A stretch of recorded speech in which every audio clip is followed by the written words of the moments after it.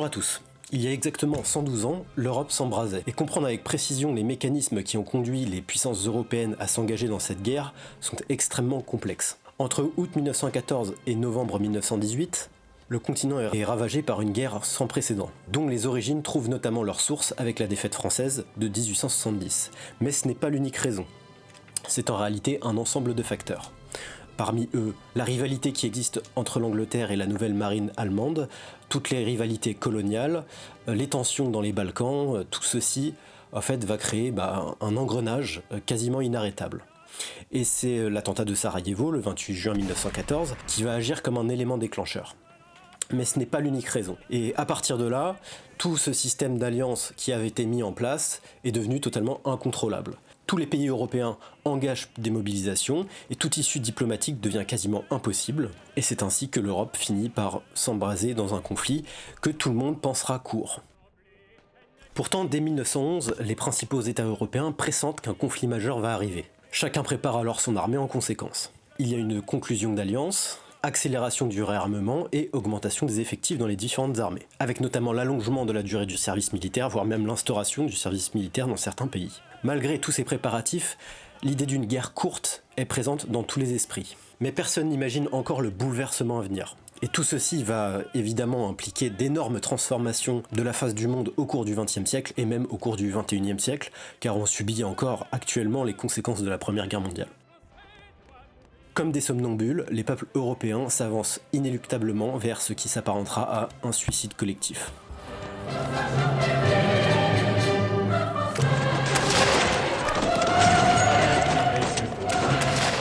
Tout d'abord, 2-3 mots sur le contexte historique et notamment les réformes qui ont eu lieu avant la guerre, afin d'expliquer le pourquoi du comment de l'uniforme de début de guerre dans l'armée française. Donc tout d'abord, les états-majors européens observent avec une grande attention les enseignements tirés des conflits du tournant du siècle, à savoir la guerre du Transvaal, mieux connue sous le nom de guerre des bourgs, qui étaient des blancs néerlandophones installés en Afrique du Sud, qui se sont battus contre les Anglais. Ça, c'était de 1899 à 1902.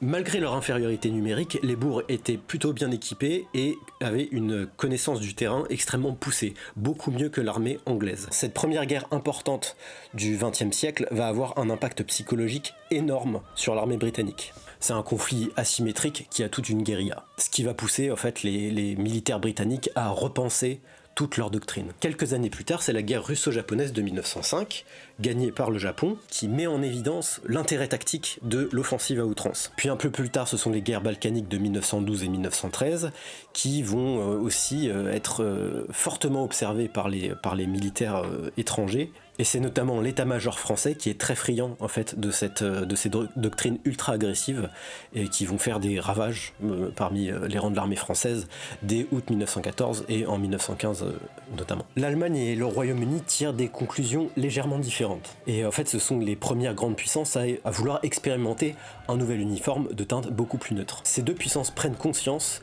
de l'importance d'avoir un uniforme plus discret. Les Britanniques adoptent dès 1902 un nouvel uniforme de teinte kaki, beaucoup plus discret que leurs anciens uniformes de couleur rouge. La même année, l'armée allemande expérimente une nouvelle teinte d'uniforme plus discrète. Ces nouveaux uniformes, d'abord distribués à partir de 1900 au corps expéditionnaire en Chine, il est ensuite étendu à l'ensemble de l'armée à partir de 1907. Et ça va être l'adoption du drap Feldgrau. Mais ça, c'est déjà quelque chose dont vous avez déjà parlé dans notre vidéo sur le fantassin prussien de 1918. Le Feldgrau est adopté dans l'armée allemande, sauf pour les Jägers. Les Jägers, eux, vont avoir une teinte d'uniforme appelé le Graugrün, donc c'est du gris-vert, sauf chez les Jägers bavarois, qui eux ne l'adopteront jamais, ils auront toujours un uniforme de teinte Feldgrau. Et d'ailleurs, ce que vous pouvez voir ici, là, ça va être un prochain sujet de vidéo de Jäger bavarois. D'autres nations entreprennent de moderniser leurs uniformes, parmi elles les États-Unis, la Norvège, la Russie, le Japon et l'Empire austro-hongrois.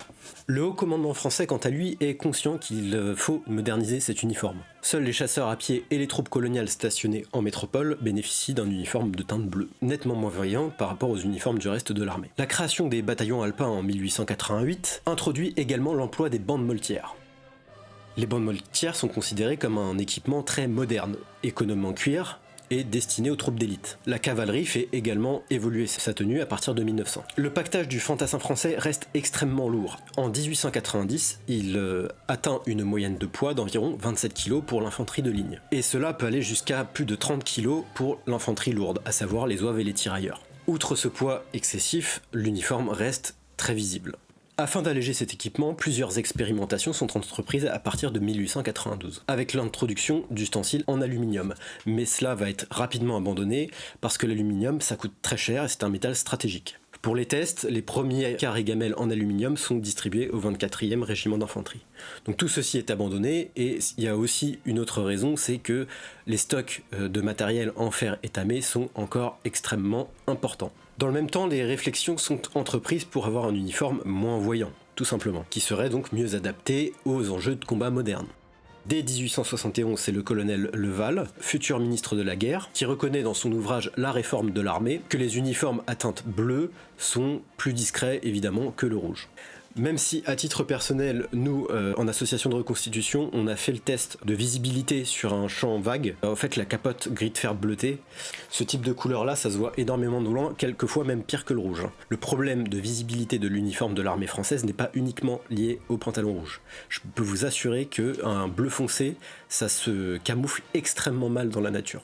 Donc à partir de l'année 1884, date d'apparition de la poudre sans fumée, mis au point par l'ingénieur des poudres et salpêtres Paul Vieille, donc là je vous conseille aussi la vidéo qu'on a faite sur le fusil Lebel, là on a vraiment pris conscience que c'était important d'avoir des uniformes plus discrets, hein. C'est vrai que je me répète énormément par rapport à ça, mais il faut savoir que la poudre sans fumée, il n'y a plus de fumée sur le champ de bataille, donc forcément la visibilité devient beaucoup plus importante. Et donc cela devient en réalité une préoccupation majeure. Durant l'année 1898, des expériences de tir sont réalisées à Vincennes. C'est à ce moment-là qu'on démontre que les teintes d'uniforme les plus adaptées sont le gris et le brun dit feuille morte. Une commission d'études sur l'habillement créée à l'initiative du général André, ministre de la guerre de 1900 à 1904, et placé sous la direction du général Gillin, directeur de la cavalerie, retient alors le bleu marine comme couleur de base pour un projet de nouvel uniforme. C'est ce qu'on appelle la tenue expérimentale, dite modèle de 1900, car c'est présenté cette année-là par la 8e compagnie du 28e régiment d'infanterie, lors de la revue de Longchamp le 14 juillet. L'accueil est globalement favorable, et le journal L'Illustration estime que l'ensemble bénéficie d'une bonne allure générale, très particulièrement chez les officiers. Ça, c'est important. Cependant, cette tenue d'essai dite 1900 n'est pas adoptée. Le changement apparaît trop radical et la nouvelle coiffe ne fait pas l'unanimité. On peut supposer que les autorités politiques craignaient un rejet de la part de la presse et de l'opinion publique. Et en fait, ce qu'il faut bien comprendre dans l'uniforme du soldat français d'août 14, c'est que c'est majoritairement un problème de volonté politique. Ça, c'est quelque chose qui va être extrêmement récurrent dans les différents essais qui vont être faits. À la fin de l'année 1903, le général André poursuit néanmoins les recherches. Il poursuit des recherches, cette fois autour d'un drap de couleur beige bleuté. C'est une teinte qui avait déjà été utilisée pour les hôpitaux militaires. Le prototype est présenté et expérimenté en 1905 par Maurice Berthaud, qui succède au général André au poste de ministre de la guerre. Cette nouvelle proposition s'inspire des uniformes des chasseurs alpins. Elle se caractérise par une vareuse courte avec un col rabattu en chevalière, et des bandes moltières bleu foncé complètent l'uniforme. Ce nouveau projet de capote est particulièrement novateur. Elle reprend le même type de col de chevalière avec une seule rangée de boutons, ce qui pressent la future capote poirée. Plusieurs projets de coiffure sont également étudiés. Képi, béret de type alpin, etc. Tout ça testé par la 6e compagnie du 72e régiment d'infanterie d'Amiens. Cette deuxième tentative reste cependant infructueuse. Les ministres qui succèdent à Maurice Berthaud, Eugène Etienne en 1905 puis le général Picard en 1906, préfèrent concentrer leurs efforts sur l'amélioration de l'équipement déjà existant.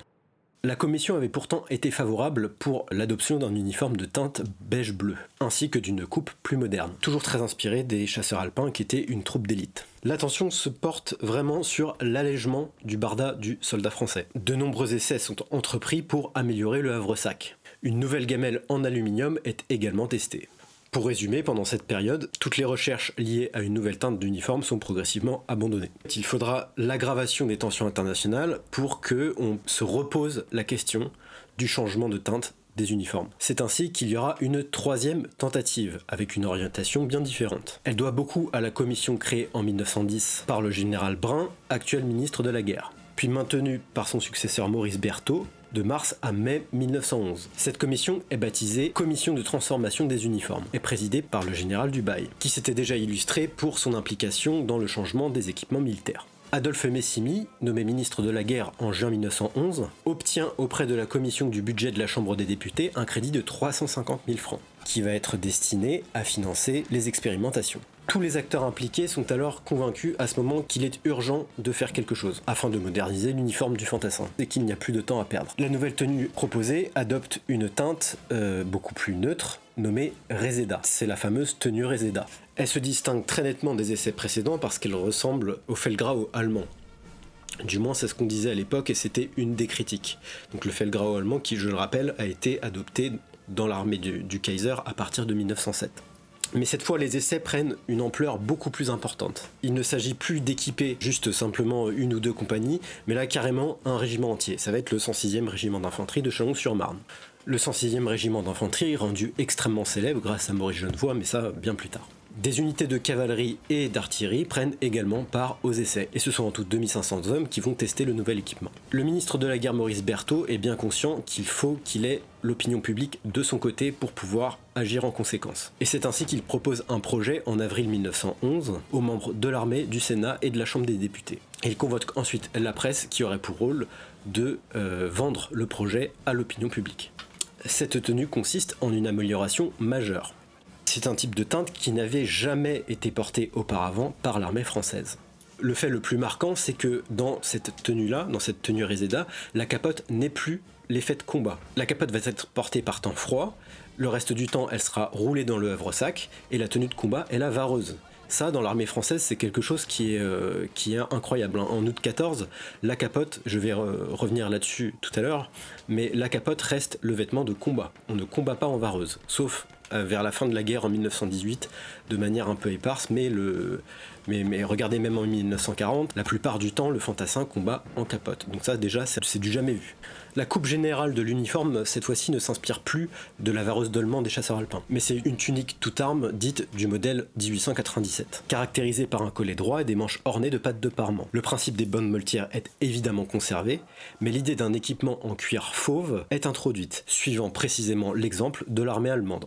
En 1914, les cuirs de l'armée allemande sont de couleur fauve, et après ça change à partir de septembre 1915, ça je vous laisse revoir les autres vidéos qu'on a faites. Le casque proposé reprend la forme générale de celui expérimenté lors de la tenue beige bleutée, mais il est moins haut, il est fabriqué en liège, et il est de couleur Reseda avec un cimier. Donc là c'est pareil, c'est pas du tout du casque en acier, c'est pas quelque chose qui va protéger quoi que ce soit. Et les couleurs distinctives des armes sont conservées. Par exemple rouge pour l'infanterie ou bleu pour l'infanterie coloniale, etc. Malgré son caractère extrêmement novateur, elle est reçue très froidement par la presse et l'opinion publique. Mais malheureusement, le 21 mai 1911, le ministre de la Guerre Maurice Berthaud, qui conduisait le projet, meurt accidentellement lors d'un meeting aérien, ce qui va mettre un coup d'arrêt à tous ces essais. Tous ces essais qui étaient déjà fragilisés par une opinion publique relativement défavorable. Et parmi les deux plus grands détracteurs de la tenue Reseda se trouvent les peintres des armées, George Scott et Édouard de Taille. Et c'est eux, en fait, qui vont dénoncer cette ressemblance supposée avec l'uniforme allemand. C'est leur argument principal, même s'il y en a d'autres. Vous allez le voir. Et du côté parlementaire, c'est Étienne Clémentel qui est un des plus féroces opposants à la tenue Reseda. Pour lui, l'uniforme militaire doit être éclatant. En gros, c'est vraiment, c'est bien la mentalité de l'époque. Donc c'est la mentalité politique chez certains militaires, mais également dans l'opinion publique. J'insiste vraiment là-dessus, c'est quelque chose de très important. Malgré tout cela, le nouveau ministre de la Guerre, Adolphe Messimy, continue le projet, et il décide néanmoins de poursuivre l'expérience. Les grandes manœuvres de l'automne 1911 lui offrent l'occasion de procéder à un essai grandeur nature. Contre toute attente, le projet déclenche une énorme vague de critiques, particulièrement dirigée sur l'abandon du pantalon rouge Garance. Messimy est alors obligé de faire un compromis, et de conserver le Garance dans cette tenue. Messimy renonce donc à la suppression du rouge Garance. Mais Messimy est parfaitement conscient que ce pantalon est totalement dépassé. Compte tenu du contexte politique, Messimy décide lors du défilé du 14 juillet 1912 de présenter deux compagnies du 28e régiment d'infanterie de ligne avec la tenue Reseda, mais avec le pantalon rouge. ce qui est en contradiction totale avec l'effet recherché justement par l'adoption de la teinte Reseda. Donc Messigny décide malgré tout de poursuivre ses recherches, et entre-temps il reconduit le général Dubail à la tête de la commission chargée de poursuivre les essais. Et dans une tentative au fait de conciliation et de rapprocher les points de vue, il intègre au projet les deux principaux contradicteurs, à savoir Édouard de Taille et George Scott. Ces deux artistes, eux, ne supportaient pas la tenue Reseda, et ce pour plusieurs raisons. La première, rupture avec la tradition militaire française, et la deuxième, problème esthétique par rapport à l'héritage napoléonien. En gros, pas de pantalon rouge, pas de beau tableau. J'exagère un petit peu, mais c'est pas loin. La commission fait donc appel à l'imagination des deux peintres. Ce sont donc à eux de proposer des solutions alternatives. George Scott est chargé d'étudier une nouvelle tenue destinée à la cavalerie qui n'aboutira pas ou peu. On n'a pas vraiment de traces de ça. Mais ce qui est intéressant, c'est plutôt le travail d'Édouard de Taille, car son projet va connaître davantage de succès. Il reçoit la permission d'élaborer une nouvelle tenue d'infanterie qui sera testée. Mais c'est sans surprise que les projets des deux artistes n'ont absolument rien de novateur et c'est un gros pas en arrière. Ça s'inscrit vraiment dans la tradition des uniformes d'apparat du Second Empire, ça n'a plus rien qui pourrait répondre aux enjeux de la guerre moderne. Mais dans le projet de Taille, il y a quand même 2-3 éléments qui peuvent être intéressants. Bon alors déjà, évidemment, il a conservé le pantalon rouge, ça il y tient vraiment à son pantalon rouge. Il a élaboré un képi à calotte en cuir qui est plutôt intéressant et une capote avec un col en chevalière réalisé dans un drap bleu cendré. Donc là déjà on est sur une teinte qui est déjà un petit peu plus discrète. Et cette teinte bleu cendré est très proche en fait de ce qu'on va retrouver à partir de 15 avec le bleu horizon. Pendant ce temps, les différents ministres de la guerre se succèdent au rythme des remaniements gouvernementaux. Nommé en janvier 1912, le nouveau ministre de la guerre, Alexandre Millerand, recommande de conserver les tenues déjà existantes et de les améliorer. Il est partisan d'une réforme mesurée, principalement pour des raisons budgétaires. Et c'est lui qui propose l'adoption d'un couvre-képi gris de fer bleuté pour dissimuler le rouge garance du képi modèle 1884. C'est en réalité l'une des seules mesures de dissimulation prises. C'est assez faible, mais au moins ce couvre-képi a le mérite d'exister. Même si, comme je vous l'ai dit, le bleu foncé dans la nature, ça change pas grand chose en réalité. Dans la même logique, il avait pensé au remplacement du képi modèle 1884 par un modèle d'une teinte plus discrète en gris-bleu. Et la capote gris de fer bleuté devait également être en drap gris-bleu. Mais c'est encore et toujours le pantalon Garance qui demeure le sujet le plus sensible. Les stocks disponibles en pantalon Garance sont extrêmement importants et pour tout un tas de raisons, en fait, il y a un réel manque de volonté politique de le changer. À la veille de la Première Guerre mondiale, la commission présidée par le général Dubail met au point un drap de teinte dit tricolore, composé à 60% de laine bleue teinte à l'indigo, de 30% de laine Garance teinte à la lizarine, donc une Garance synthétique importée d'Allemagne, ça c'est quand même assez incroyable, et de 10% de laine blanche non teinte. Le mélange ainsi obtenu donne une nuance gris-bleu légèrement teintée de violet. Ce projet est adopté par le Conseil supérieur de la guerre. Et c'est Adolphe Messigny qui est de retour aux affaires à partir du 14 juin 1914 qui obtient son adoption par la Chambre des députés, le 10 juillet 1914. Cependant, à cette date-là, vous imaginez bien qu'il est trop tard pour changer quoi que ce soit, car 3 semaines plus tard seulement, la France entre en guerre, et la mobilisation générale est déclarée.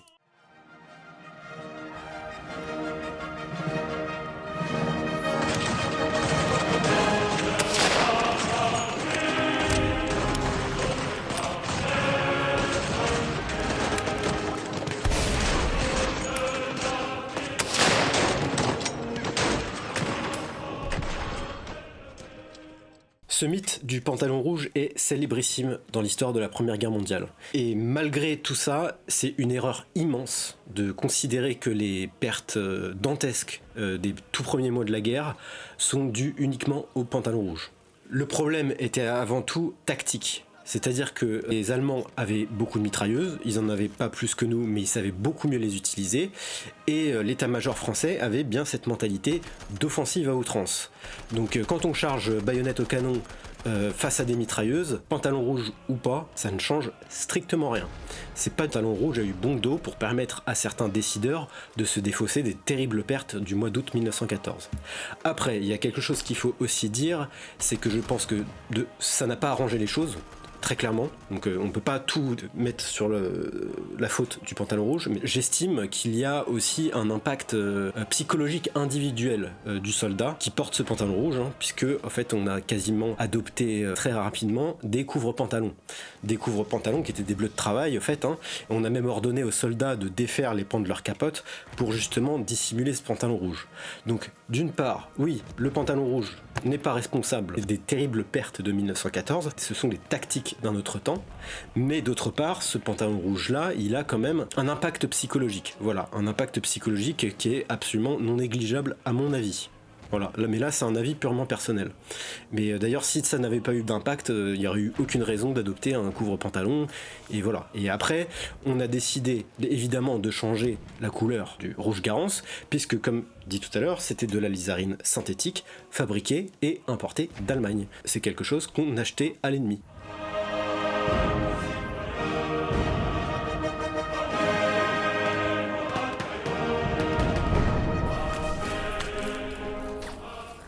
Je vais maintenant vous parler un petit peu de l'organisation générale de l'armée française en 1914. L'armée française est régie par la loi du 24 juillet 1873 et par le décret du 6 août 1874, qui prenait bien en compte tous les problèmes qui avaient eu lieu lors de la guerre franco-prussienne de 1870-71. L'objectif était de disposer d'une grande armée immédiatement mobilisable. Cette armée était organisée en grandes unités et elle devait être capable d'être rapidement préparée à la guerre grâce au simple renforcement des effectifs obtenu par la mobilisation des réservistes. L'organisation de l'armée française, c'est le corps d'armée. Le corps d'armée, c'est l'unité de base de référence. Donc ce corps d'armée dispose d'une existence propre et de l'ensemble de ses moyens d'action. Il doit pouvoir, le moment venu, s'intégrer rapidement dans la composition des armées d'actives.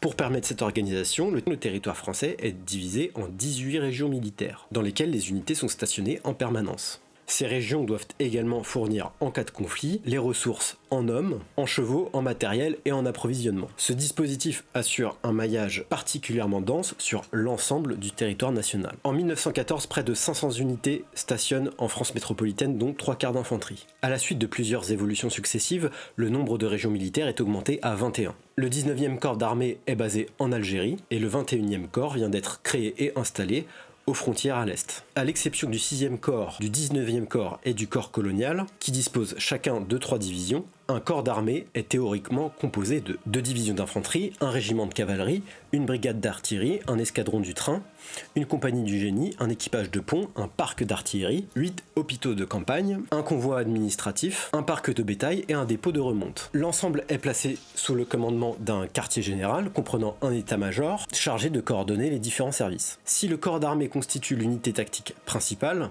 la division, elle, représente son unité de base, et le régiment en forme l'ossature. En théorie, 2 régiments d'infanterie forment une brigade et 2 brigades forment une division. Quelle que soit l'importance de sa région militaire, le corps d'armée conserve globalement toujours la même composition. Son effectif est d'environ 40 000 hommes, avec 120 canons et près de 9 000 chevaux. Lors de la mobilisation générale d'août 1914, il est immédiatement renforcé par l'ajout d'une brigade de réserve. Son déplacement vers la frontière par voie ferrée nécessite 145 trains. En 1911, le général Joffre est nommé chef d'état-major et vice-président du Conseil supérieur de la guerre. C'est alors lui qui reçoit la responsabilité de l'armée de campagne et doit présenter au gouvernement son plan de campagne qui est le fameux plan 17.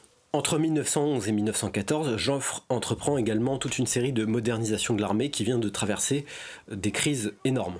On peut citer l'affaire Dreyfus, on peut citer le massacre de Fourmi, le système de fichage des officiers, la loi de séparation de l'Église et de l'État. Donc ça, c'est tout un tas de crises qui ont fini par fragiliser l'armée. Et Joffre va essayer de remettre un petit peu ça en place. En ce qui concerne le massacre de Fourmi, une fois de plus, je vous conseille notre vidéo sur le fusil Lebel. Une autre difficulté majeure réside dans le manque de sous-officiers compétents pour bien entraîner les nouvelles recrues. Et puis il y a évidemment un manque de moyens global qui va forcément avoir un impact sur la formation militaire de base. Dans l'infanterie, la priorité reste la marche. On veut des fantassins endurants.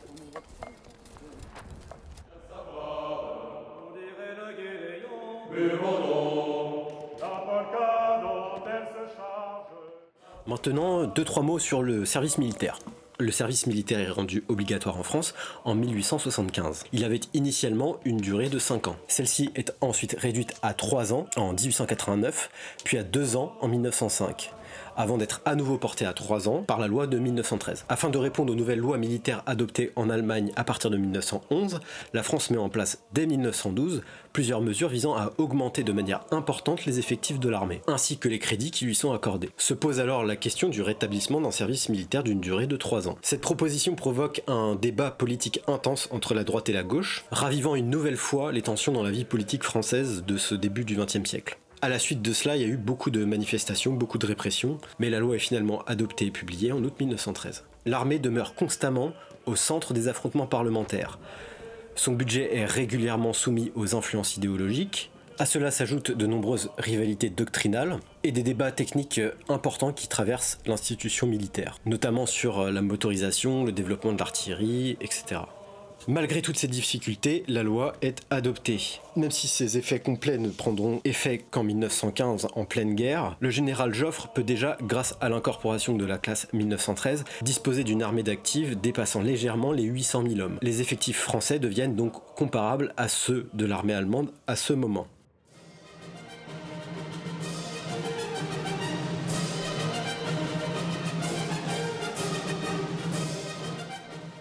Et bien maintenant, je vais vous parler de l'organisation de l'infanterie en août 1914. Donc en 1914, les régiments et bataillons d'infanterie se composent des unités suivantes. Il y a 173 régiments d'infanterie dans l'armée française à ce moment. Chacun mobilisant dans les 4 jours suivant la mobilisation, un régiment de réserve constitué des plus jeunes réservistes de l'armée active. Ce régiment de réserve porte le numéro du régiment d'active augmenté du nombre 200. Par exemple, régiment d'active 90e régiment d'infanterie, son régiment de réserve 290e régiment.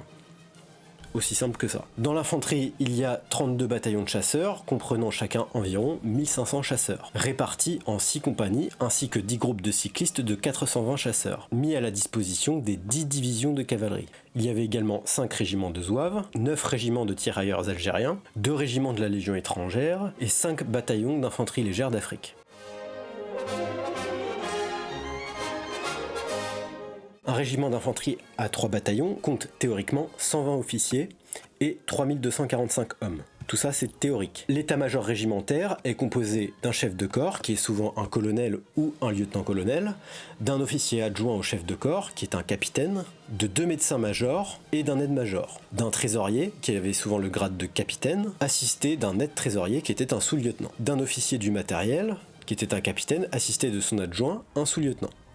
Et enfin, un chef de musique. Dans un régiment d'infanterie, il y avait une compagnie hors rang. Donc la compagnie hors rang regroupe l'ensemble des personnels chargés de l'administration de soutien, des services techniques et de transmission du régiment. Elle comprend notamment un officier d'approvisionnement, un adjudant adjoint, un sergent-major, 2 sergents et sergents-bouchers, 5 bouchers ainsi que plusieurs conducteurs et cyclistes. Un officier de détail, un sergent artificier, un caporal secrétaire, 2 secrétaires et plusieurs conducteurs.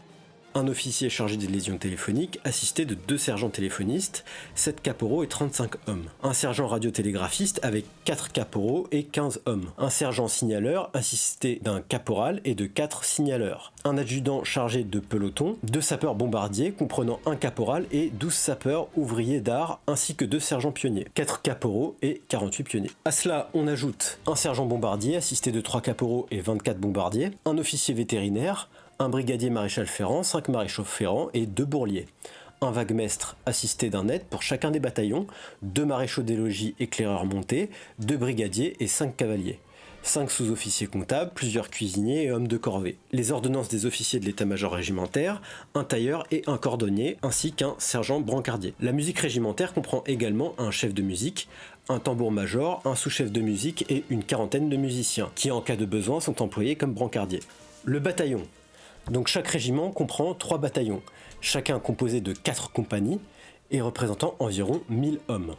Chaque bataillon dispose également d'une section de mitrailleuses. Le bataillon est commandé par un chef de bataillon, qui est souvent un commandant, assisté d'un lieutenant, officier adjoint, 2 médecins aide-majors généralement de 2e classe, d'un adjudant de bataillon, d'un adjoint à l'approvisionnement, d'un sous-officier artificier, de 3 ou 4 conducteurs d'ambulance, de brancardiers détachés par la compagnie hors rang, et de 3 ordonnances. Une section de mitrailleuses comprend 2 mitrailleuses et est commandée par un lieutenant. Donc elle comprend un sous-officier adjoint, un adjudant ou un sergent, 2 caporaux chefs de pièce, 2 tireurs, 2 chargeurs, 2 aides-chargeurs, une estafette, un télémétreur, un armurier et le train qui l'accompagne. Et ça, je vous invite à aller voir la formidable vidéo que l'on a faite avec les mitrailleurs sur la mitrailleuse Saint-Étienne. La compagnie. Donc une compagnie compte environ 250 hommes et est divisée en 2 pelotons. Le capitaine commandant la compagnie est assisté d'un adjudant de compagnie, d'un sergent fourrier et d'un caporal, d'un infirmier, d'un tailleur, d'un cordonnier, d'un cycliste, de 4 brancardiers et de 3 conducteurs. Le peloton, ensuite, lui, rassemble environ 125 hommes et est commandé par un lieutenant et se compose de 2 sections. Il dispose également d'un clairon et d'un tambour. La section compte environ 60 hommes, elle est commandée par un lieutenant, un sous-lieutenant ou dans certains cas par un adjudant. Et elle est divisée en 2 demi-sections. La demi-section rassemble 30 hommes et est placée sous le commandement d'un sergent. Elle est subdivisée en 2 escouades. L'escouade, elle, constitue l'unité élémentaire du régiment d'infanterie. Elle comprend 15 hommes commandés par un caporal. Cette organisation autour de l'escouade de 15 hommes constitue le pilier du système tactique français. Le régiment dispose d'environ 150 chevaux et 60 voitures, réparties entre le train régimentaire et le train de combat. L'ensemble forme un convoi d'environ 1 km de longueur. Donc pour l'infanterie, en août 1914, environ 1500 bataillons sont donc engagés sur le territoire métropolitain, représentant près de 2 millions de fantassins. Écoutez. Comme d'habitude, il s'agit d'une présentation non exhaustive, mais relativement complète de l'équipement d'un fantassin français à la mobilisation d'août 1914. Et comme d'habitude, n'hésitez pas à vous abonner, à commenter, à partager et même à booster la vidéo, ça nous aide, c'est beaucoup de travail et on investit quand même beaucoup de temps. Et on a ouvert d'ailleurs un Tipeee, le lien est dans la description si vous souhaitez davantage soutenir notre travail. Donc l'uniforme du fantassin français de 1914 se compose du bonnet de police modèle 1891 en drap gris de fer bleuté, c'est la coiffe de repos de l'armée française à l'entrée de guerre. C'est un bonnet maintenu par rabat et crochet, celui que je porte sur la tête. Avant le déclenchement de la guerre, on peut retrouver le numéro correspondant de l'unité sur celui-ci, bien que cela ne soit pas réglementaire. Le port du képi modèle 1884 est une tradition de l'armée française, depuis la conquête de l'Algérie. Ce képi est une variante de la casquette des troupes d'Afrique, mais en version souple, confortable et pratique. Le modèle 1884 succède au modèle 1873, le tampon de réception est apposé sur le fond du calot, sous la pastille, le soldat y appose son matricule. Il est porté avec son couvre-képi en calicot bleu dès 1912. A l'origine, les couvre-képis étaient de couleur blanche, puis teints en gris de fer bleuté. Ils sont fixés au képi par les 2 boutons de fixation de la jugulaire. Le lacet à l'avant permet de l'ajuster. Notez qu'il existe un modèle 1913 à 3 boutons et à couvre-nuque gris de fer bleuté, non distribué lors de la mobilisation. Le port de la veste modèle 1879 de troupe dit ras le cul du fait de sa coupe très courte s'arrêtant au niveau de la ceinture. Elle se ferme par 9 petits boutons. Une patte de support de ceinturon est située à gauche. Elle peut être portée en caserne mais également en campagne, sous la capote lorsque les conditions climatiques l'exigent. Sinon elle est logée dans le havre-sac. Un soldat ne combat jamais en portant uniquement la veste, la capote étant le vêtement de combat. La tunique modèle 1897 de troupe est une tenue de sortie. La capote modèle 1877 est réalisée en drap gris de fer bleuté. C'est la tenue de combat du fantassin français, aussi bien en hiver qu'en été. Le gris de fer bleuté est obtenu par un mélange de 90% de laine bleu foncé et 10% de laine blanche. Elle comporte 2 rangées de boutons en tombac, elle présente des pans rabattables pour faciliter la marche ou la course du fantassin. Elle a une martingale réglable par 2 petits boutons, elle possède un collet droit, comportant des pattes de collet de chiffre gris de fer bleuté sur fond garance pour l'infanterie, indiquant un numéro de régiment. Les manches présentent des parements fendus et il y a présence d'une doublure en toile et d'une poche à pansement individuelle. Des galons pouvaient être cousus sur le bas des manches. Chaque soldat portait dans sa capote un pansement individuel, qui était destiné à ses propres soins à lui en cas de blessure. Ceci est un exemplaire original. Ici vous pouvez y voir les tampons officiels, et de l'autre côté le mode d'emploi, destiné à l'utilisation correcte. La tenue est constituée évidemment du très fameux pantalon Garance, modèle 1867, modifié 1893 de troupe. Le pantalon rouge est entré en vigueur dans l'armée française depuis 1829. Ce modèle de pantalon est celui de la guerre de 70, avec cependant une série de modifications en 1893 et 1897. Il est de coupe droite, possède 2 poches latérales, une poche à gousset et une martingale permettant de l'ajuster. La lisarine synthétique de la teinte Garance était importée d'Allemagne, comme dit précédemment. Il faut savoir que l'alizarine, avant qu'elle soit synthétique, était produite dans le sud de la France en Provence. Mais la production de l'alizarine naturelle en France a complètement périclité depuis le système de production d'alizarine synthétique inventé par les chimistes allemands. Donc les bretelles réglementaires sont en fil de coton à bordure framboise, elles sont indépendantes l'une de l'autre. L'extrémité s'attachant à l'avant présente une patte de cuir fauve. Elle s'attache au pantalon par les boutons de la ceinture de celui-ci. La cravate en calicot bleu marine permet d'éviter le frottement de la laine sur le cou du soldat. La chemise de troupe est disponible en 3 tailles, elle est fabriquée en flanelle de coton avec des boutons en os. Elle peut être unie, soit à bande verticale ou alors à carreaux. Le caleçon réglementaire en coton écru est commun à toutes les armes et disponible en 4 tailles. Il permet d'éviter que le drap de laine démange le soldat. Le bourgeron et le pantalon modèle 1882 en toile de lin est la tenue de corvée du soldat.